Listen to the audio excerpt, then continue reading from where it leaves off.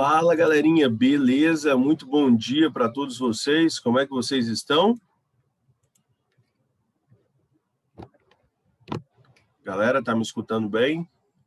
Muito bom dia. É nóis. Simbora.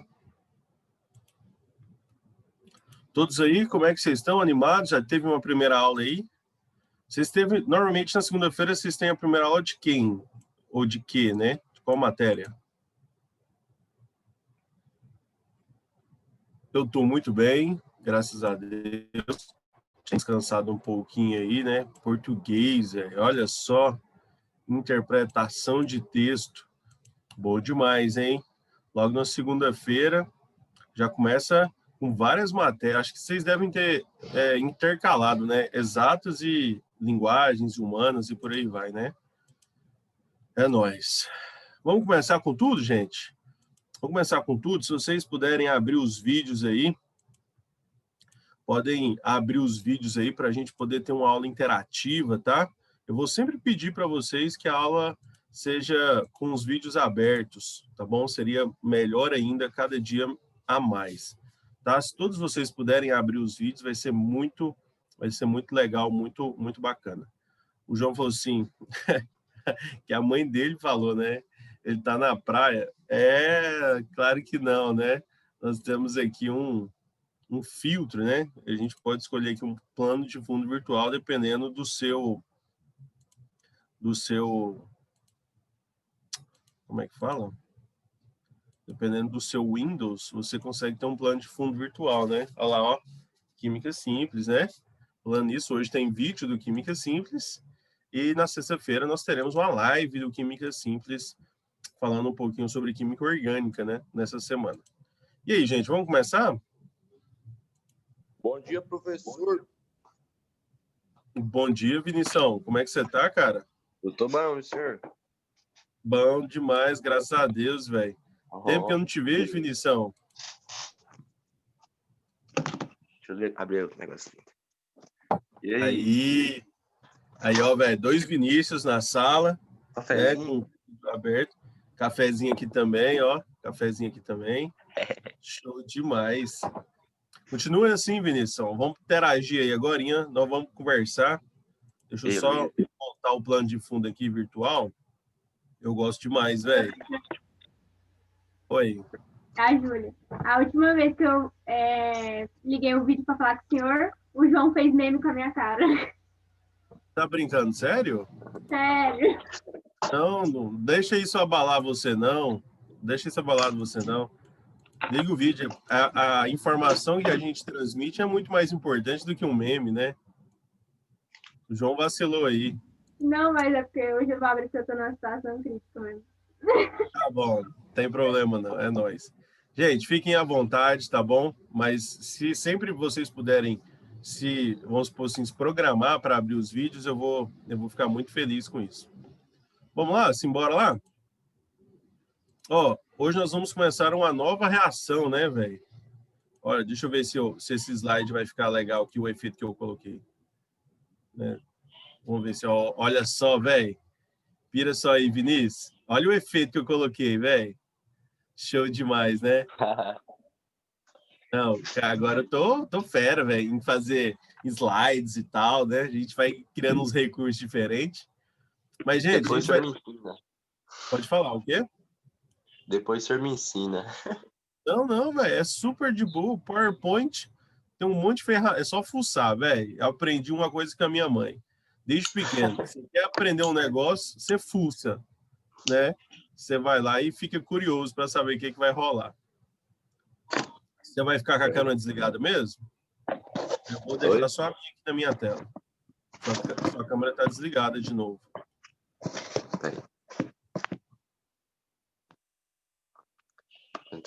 Não acha um lugar para o telefone. Vamos lá, gente. Ó, hoje nós vamos ver e começar uma coisinha chamada de reações de substituição. E essas reações de substituição, elas são uma das coisas que mais são cobradas, tá? Mais são cobradas em alguns vestibulares. São mais cobradas do que reações de adição e mais cobradas do que reações de eliminação.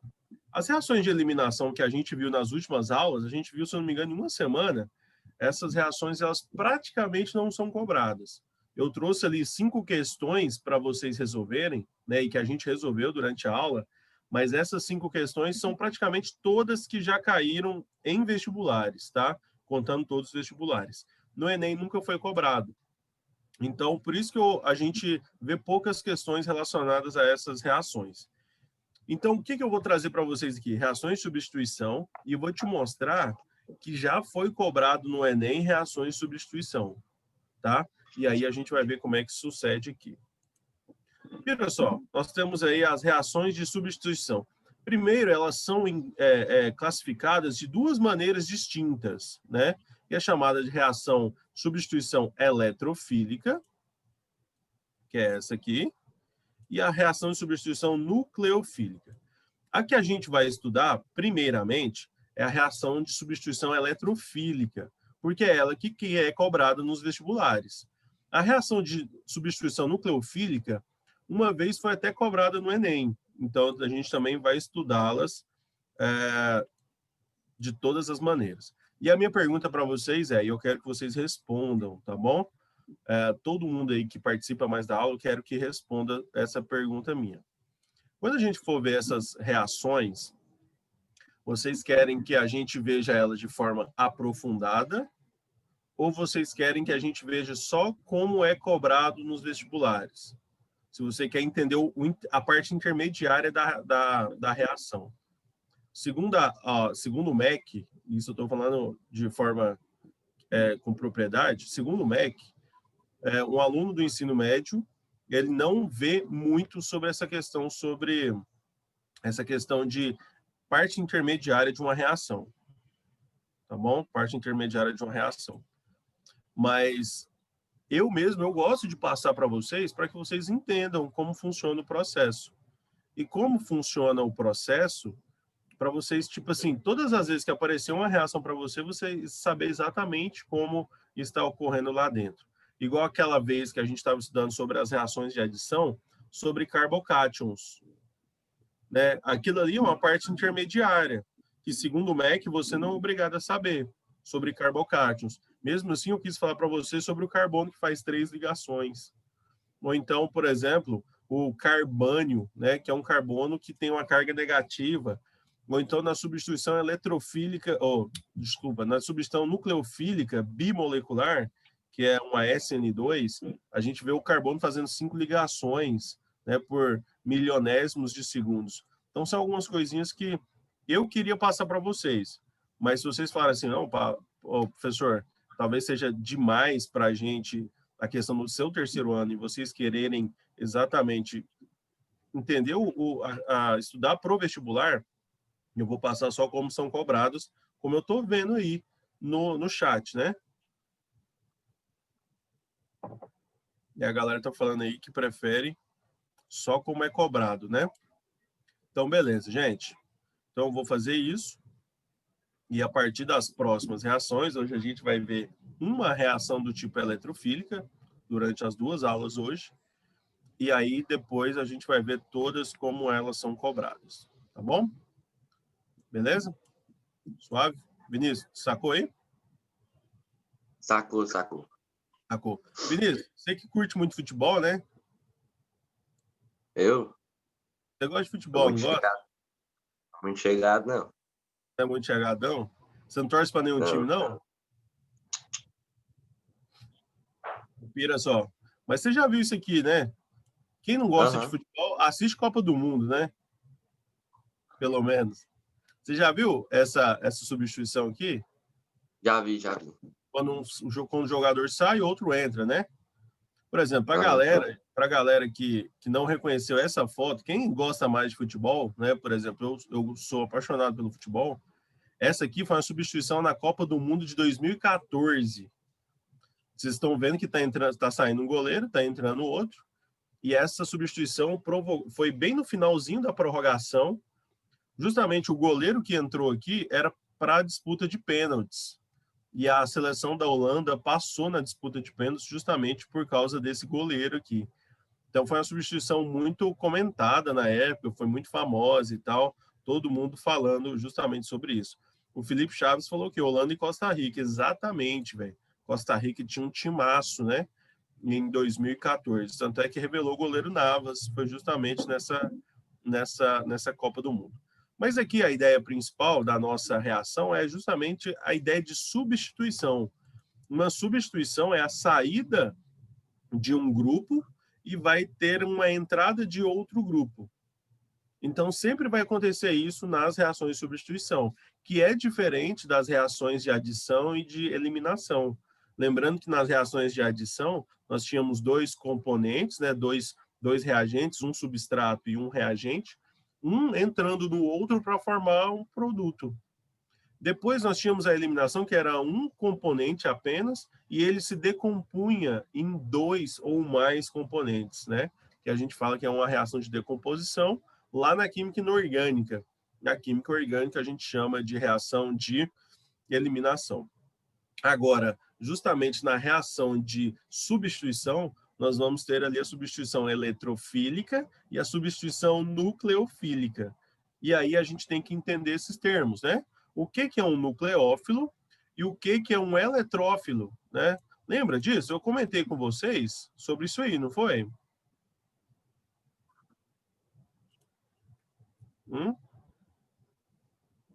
Eu comentei com vocês. Lembra o que era nucleófilo? Nucleófilo, vocês lembram o que era nucleófilos?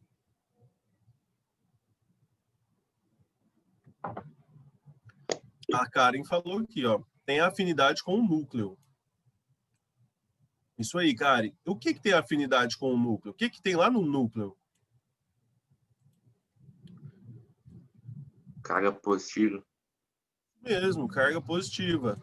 A Karen falou que tem prótons, né? A gente tem lá um modelo, lá, vamos supor aqui um modelo atômico, que fica mais fácil para vocês entenderem, né? Olha só que legal, velho. Top, hein? Parecendo de minêutron. Lá no núcleo, nós temos cargas positivas. Então, se a gente tem um grupo chamado nucleófilo, ele tem afinidade, ele tem filia, né, que é esse filo no final, com o núcleo. Quem tem afinidade com o núcleo é somente cargas negativas. Então, vai ser um grupo carregado negativamente. Isso é chamado de nucleófilo, tá bom? Nesse caso aqui, a gente não está falando de nucleófilos, a gente vai começar com as substituições eletrofílicas, né, que são essas substituições que a gente vai falar sobre o grupo eletrófilo. Mas como aqui a ideia é de substituição, ó, como o próprio nome sugere, vai haver uma substituição de um grupo eletrófilo por outro grupo eletrófilo.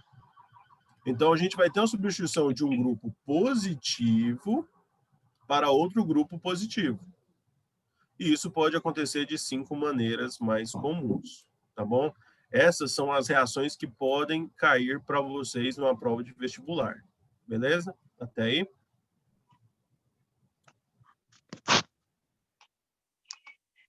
Bem, gente, tá de boa? Vocês têm alguma dúvida?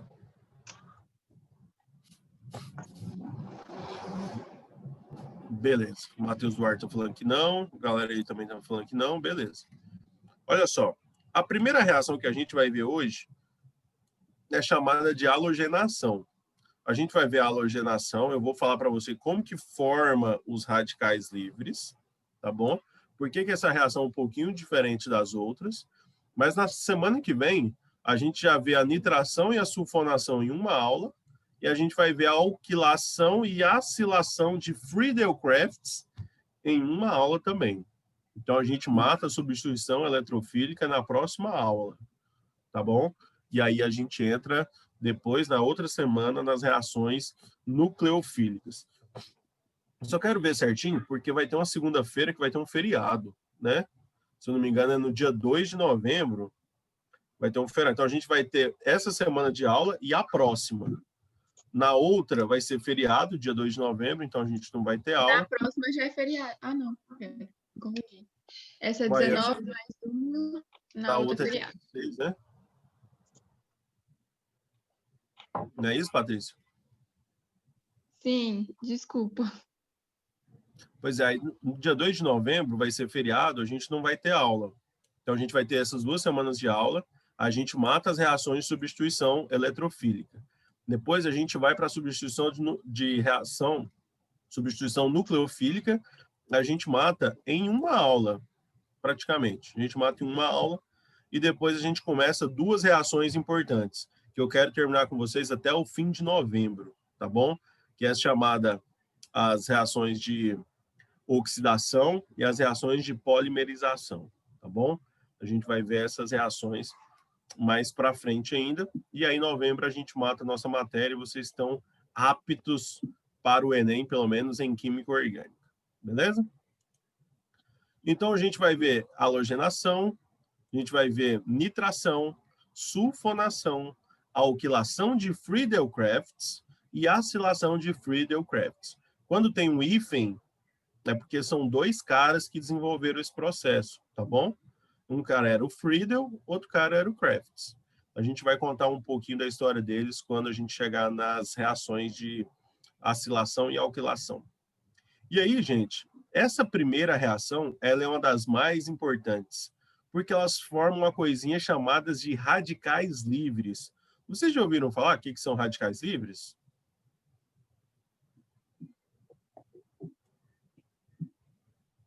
Alguém já ouviu falar?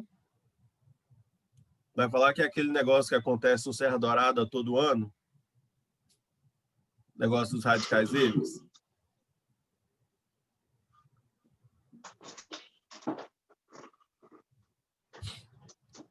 Aquele negócio lá, gente, é só um nome, né? Não tem muito a ver com isso aqui. A Karen tá falando assim, são íons. São íons. Na verdade, Karen, acho que eu vou segurar essa audiência, né, para os próximos slides, né, onde eu estou explicando exatamente sobre os radicais livres, né? Ó, já posso ser um apresentador de talk show, né?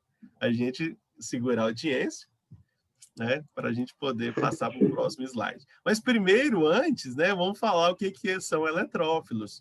Como a gente falou o que eram nucleófilos, a gente também fala o que é eletrófilos.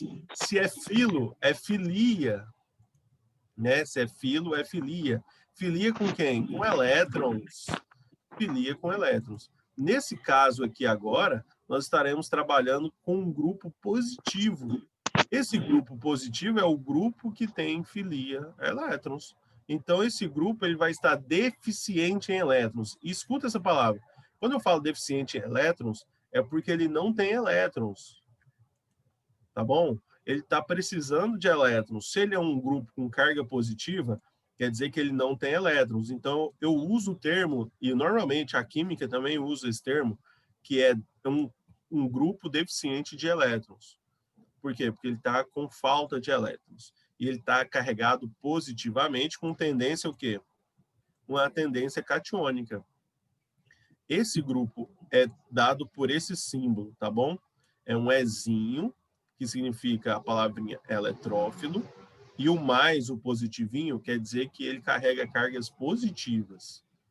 Então, segura bem essa informação. Eletrófilo é um grupo carregado positivamente, deficiente de elétrons, e que ele está procurando elétrons. Né? Ele está buscando elétrons. Exatamente nesse quesito. Tudo bem, gente? Bem aí, Vinícius? Tá conseguindo? Conseguindo entender de boa? Claro, né? Então, beleza. Galera, se tiver alguma pergunta, vai soltando aí no bate-papo para eu parar e conversar com vocês sobre isso, tá? Aqui, sim, o que são radicais livres, né? Agora sim nós vamos entender o que são radicais livres. Vocês lembram daquele negocinho de spin? Vocês lembram disso? Aquele negocinho que não foi eu que falei para vocês, não. Deve ter sido o Soneca. O Soneca deve ter dado para vocês números quânticos. Vocês estudaram isso?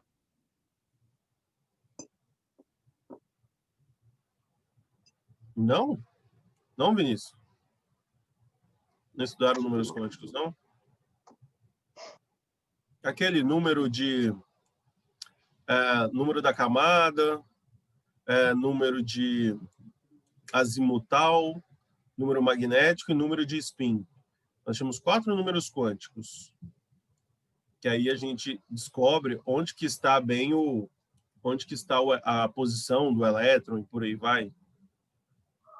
No orbital. Não?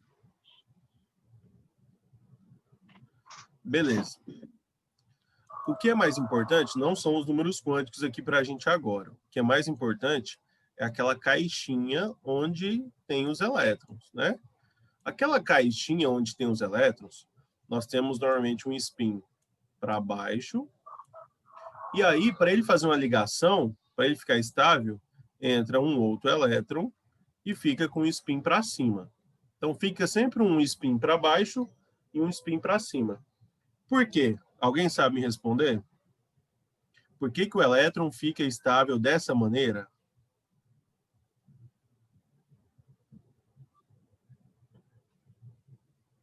Alguém no bate-papo? Por que que o elétron fica estável dessa maneira? E lembra, ó, olha a dúvida que eu estou colocando na cabeça de vocês, né? Vocês estão entrando com a dúvida agora em finalzinho de outubro, vésperas do Enem. Olha só, ô louco, hein? Como é que um elétron ele fica dentro da caixinha com outro elétron e ele quer ficar com outro elétron lá dentro? Por que que as ligações covalentes, nós temos um elétron e outro elétron se ligando, sendo que elétron é carga negativa e eles se repelem. Carga negativa não repulsa carga negativa? Por causa da Faz assim regra. pra mim. Faz assim, ó. Faz. Repulsa. Carga negativa repulsa carga negativa. Então, por que que eu tenho um elétron e outro elétron dentro dessa caixinha aqui? E eles querem, eu vou falar para você, eles querem ficar dessa maneira. Por que, Júlia? Estabilidade? A estabilidade? É. Sim, estabilidade. Essa é a palavra-chave da química. A estabilidade, todo componente, tanto o elétron, quanto um elemento, ou quanto, vamos supor assim, uma substância, né? E você notou a diferença do que eu falei: elétron, elemento e substância. Todos esses, eles querem estabilidade. Eles querem um máximo de estabilidade. Então, eles vão procurar ser estável, da melhor forma possível. Certo? Júlia? Vou falar pro áudio, que eu ia digitar, mas tá ruim. Por favor, eu até prefiro que você fale por áudio, que a gente consegue conversar melhor. Então tá certo. Você conseguiu entender isso que eu falei? Sim, sim. Apesar de eu não ter falado os termos, né? Aqui eu só falei isso, questão de estabilidade. É uma explicação muito rasa. Mas eu quero saber o motivo disso aqui. Por que que um elétron fica junto do outro? Tá bom? Por que que um elétron fica junto do outro? A Karen falou que É por não causa sabe. É o quê? É o quê, Vinícius? por causa daquela regrinha do dueto e do octeto, não, né? Tem a ver também, né? Porque os orbitais, eles precisam ficar preenchidos para um elétron ter o octeto completo, que são os 8 elétrons. Que aí eles se assemelham a um gás nobre, né? É mais ou menos isso. Tem a ver também, viu, Vinícius? Boa observação. O Matheus Duarte está falando transmissão de elétrons. O João falou assim, repulsão pelo outro. O Matheus Duarte falou, para instabilizar, aqui na verdade não. Deixa eu contar um negocinho para vocês. Deixa eu ver se você... Eu vou usar um exemplo meio bobo, meio idiota, tá? Quero que vocês vejam na minha tela aqui. Todo mundo está conseguindo me ver aqui na tela? Tá? Se sim, coloca a tela bem grande aqui, o meu. Tá? Coloca a tela grande assim. Fixa a minha tela para você aí. Fixa a minha tela. Oi.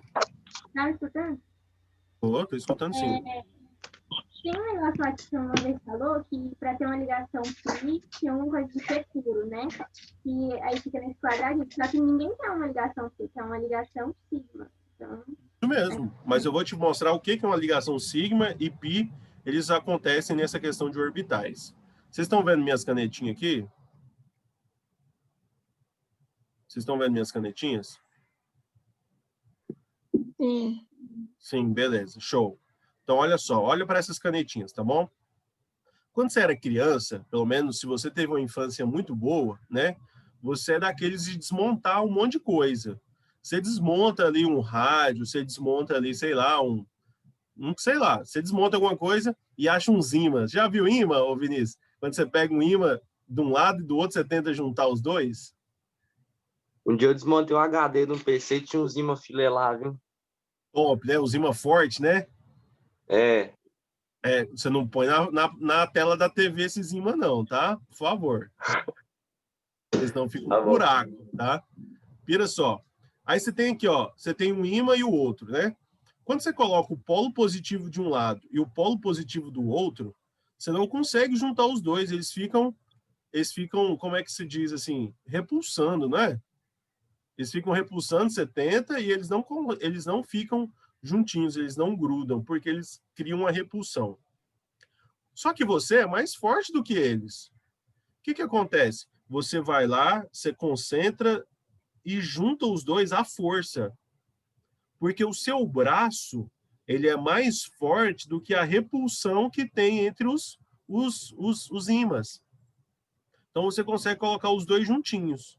E você fica segurando lá e falando, ó, você é mais forte que a natureza, eu sou mais forte que a natureza não pode comigo.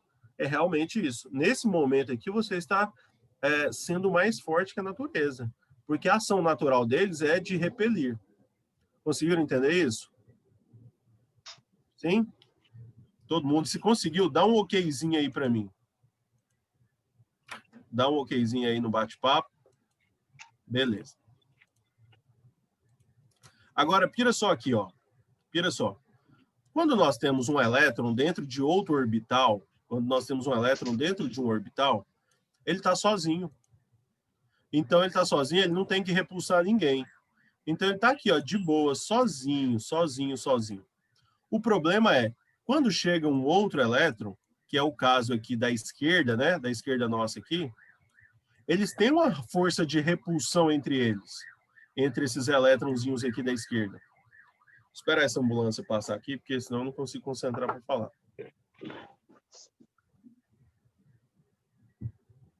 Vocês escutaram a ambulância? Escutou. Olha só. Nós temos aqui esses dois elétrons. E aí, olha o que está acontecendo. Quando eu falo que o spin está para baixo, quer dizer que o elétron, spin para baixo, ele está rotacionando, ele está girando para um sentido. A gente fala que ele está girando no sentido anti-horário. Enquanto eu tenho um elétron com spin para cima, eu falo que ele está girando no sentido horário. E aí, quando a gente coloca um girando para o sentido anti-horário e um para o sentido horário, é como se fosse uma força maior do que a força de repulsão entre eles. E foi exatamente o que a Júlia Canuto falou. A Júlia Canuto falou que vai existir um campo magnético. E esse campo magnético, ele é mais forte do que a força de repulsão entre eles, que se chama força de repulsão eletrostática. Eu falo força de repulsão eletrostática porque é repulsão entre elétrons. Então, nós temos aqui um elétron repelindo o outro. Só que existe uma força maior que mantém os dois juntos, que é justamente o campo magnético. É como se eles quisessem repelir, que é a força deles entre eles, só que o campo magnético é como se fosse os seus braços, que você vence essa força porque a sua força é maior. Então, você cria-se um campo magnético que cria uma estabilidade maior e eles ficam juntinhos lá dentro. Eles ficam tão estáveis assim, mas tão estáveis, que, pira só, a Júlia que comentou aí, que quando você separa um elétron do outro, quando você retira um elétron da casinha e deixa apenas um, que é esse caso aqui da direita, ele fica extremamente instável, porque ele não vai ter que repelir outro elétron mais, mas uma força de estabilização maior, ele perdeu, que é a força do campo magnético, que é aquilo que eu estava falando mais cedo, né? A Júlia até falou assim, sobre a estabilidade. Realmente, tem tudo a ver com a estabilidade. Então, tem a ver de ter uma estabilidade maior e ter sido perdida. Então, é por isso que a gente trabalha e chama isso aí de uma coisinha chamada de radicais livres. Quando eu tenho dois elétrons juntinhos e eu separo um deles, a gente cria uma coisinha chamada de radicais livres. Isso aqui, ó, esse hidrogênio com esse elétronzinho, a gente chama isso de radical hidrogênio. Ou então, quando tem o carbono e esse pontinho aqui, a gente chama isso de radical carbono. É um radical livre. Todas as vezes que a quebra da ligação for desta maneira, nós vamos chamar isso de radicais livres. Tudo bem?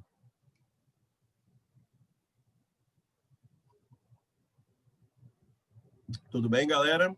Vai mandando um okzinho aí também no bate-papo. A galera que estiver entendendo. Tá bom? Bom, é bom saber também que a galera também tá na aula, né? Quem tá assistindo a aula aí, nossa, vai ser show. Eu pirei, gente. Eu tava corrigindo as provas de vocês umas 3 semanas atrás. Eu percebi, gente, que tá todo mundo com nota boa. Vocês viram isso? Cara, essa pandemia melhorou demais vocês, hein? Que isso, velho. Pirei. Pirei mesmo, viu? Ô, vocês estão muito bem, viu? Muito bem na matéria. Perigoso ninguém ficar de recuperação, hein, esse ano, hein? Tomara que não, hein? Não é não, Vinícius? É. Caramba, velho, esse ano tá todo mundo, né, velho, saindo bem e tal. O João falou, minha mãe já dizia, né, você não é todo mundo, né?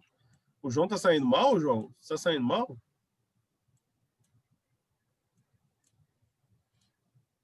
É nóis, é nóis. Vamos lá? Continuar? Olha só, existem 2 tipos de quebras, tá bom? Existem 2 tipos de quebras. Uma coisinha que é chamada de cisão homolítica e cisão heterolítica. Esses radicais livres só vão acontecer na cisão homolítica. O que significa uma cisão homolítica? Ou então, uma homólise, vamos dizer aqui, esse nome pode aparecer também para vocês, tá bom? Chamado de homólise. Esse nomezinho legal. E aqui na cisão heterolítica pode haver um nome chamado heterólise, né? Uma cisão chamada de heterólise. Então, isso pode também aparecer para vocês. Agora, a cisão heterolítica, os elétrons, né, eles vão ficar junto com o grupo mais eletronegativo. Então, pensa comigo o seguinte, quando eu rompo uma ligação, estou rompendo uma ligação, essa ligação é entre HCl. Existe uma diferença entre a eletronegatividade, entre o cloro e entre o hidrogênio. A diferença é muito grande, né? Então, o cloro ele é muito negativo e o hidrogênio ele é positivo. Isso a gente fala sobre polos, né?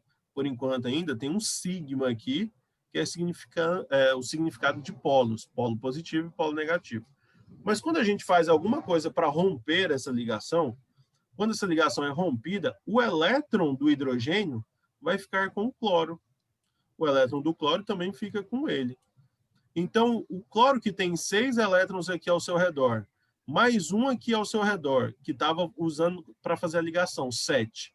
E mais um agora de azul, né, que é esse elétronzinho aqui agora, você pode perceber que ele tem 8. O cloro ele devia ter 7, porque ele é da família 7. E ele tem 8, ele recebe uma carga negativa. O hidrogênio que perdeu um elétron, ele devia ter 1, e agora ele tem 0 elétrons, ele adquire uma carga positiva. Isso aqui é chamado de cisão, que significa quebra, heterolítica. Por quê? Porque foram diferentes, né? Uma cisão onde que eles não repartiram a mesma quantidade de elétrons. Um ficou com mais, outro ficou com menos da própria ligação, dos elétrons da ligação. Então, ficou apenas com um átomo os elétrons que eram daquela ligação. Enquanto na cisão homolítica, lembrando que cisão é uma quebra, né? Cisão é uma quebra. E aí nós temos aqui uma cisão homolítica, homo significa iguais, né? Então, nós teremos uma quebra igual. E aí, ó, perceba comigo aqui, ó, que o cloro, junto com o cloro, é uma ligação apolar. Não existe diferença de polaridade aqui, né? Nós temos o cloro, e os dois têm a mesma força de eletronegatividade, ocasionando, então, um elétron para cada um, né? Um elétron para cada um. E aí vai ficar exatamente uma coisinha chamada de radical livre. A gente chama esse aqui, em especial, de radical cloro. Então, para acontecer uma cisão homolítica, eu preciso ter uma ligação apolar para ela ser homolítica. Para ser uma cisão heterolítica, eu preciso ter uma ligação polar. Beleza? E isso pode acontecer dentro das nossas substâncias. Tá aí, tudo bem, gente? Então esse prefixo aí, hétero e homo, diz respeito à polaridade. Respeito, não à polaridade, mas a gente pode pensar assim, viu, Matheus? Ou Vinícius. Por quê? Porque a cisão heterolítica quer dizer que vai ser uma cisão diferente. Quer dizer que a repartição de elétrons vai ser para mais do que... um elemento vai receber mais, outro elemento vai receber menos. E na cisão homolítica, os dois vão receber a mesma quantidade. Só que para acontecer uma cisão heterolítica, ela tem que ser uma substância polar. Para ser uma cisão homolítica, a substância tem que ser apolar. Entendeu? Beleza. Essa implicação ali, né? Para que acontecesse esse tipo de cisão. Beleza? A gente volta na próxima aula e a gente entende um pouquinho melhor esse conceito. E aí, galera, além do Vinícius ligar a câmera, se mais pessoas puderem ligar, vai ser tão legal. A gente vai conseguir falar um pouquinho mais sobre as reações de halogenação. Beleza?